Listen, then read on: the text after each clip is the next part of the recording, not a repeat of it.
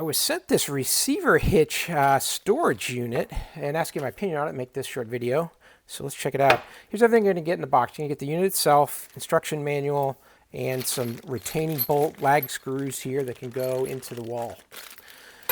This thing is solid. So you're going to have a couple side holders here where you can slide your 2-inch receiver hitch. Maybe you've got a small one here, 1.25, 1.25, and then a 2-inch one. You just want to slide them into the sides.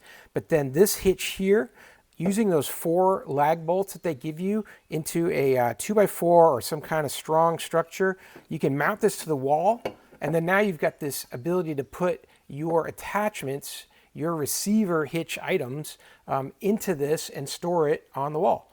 So I'm going to use it, in my case, in a barn that I have with a trailer receiver hitch item that I rarely use, but when I need it, I need it. And until then, I'm going to use it as a shelf and make some storage out of it. So let's get this mounted up on the wall and I'll show you how it works. I'm in my barn.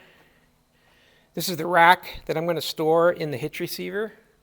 And there's where I've mounted the hitch receiver. This is high enough that I won't hit my head on it, but I can store my rack up and out of the way till I need it, and then I can use it as a shelf until then in this big old barn. So let's get that put up and show you what it looks like.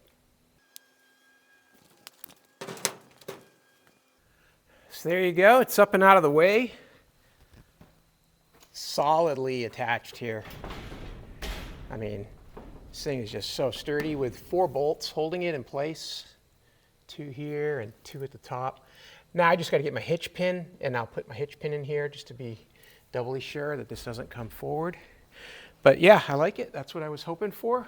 Just to use this as another rack storage out of the way and keep it up and off the ground.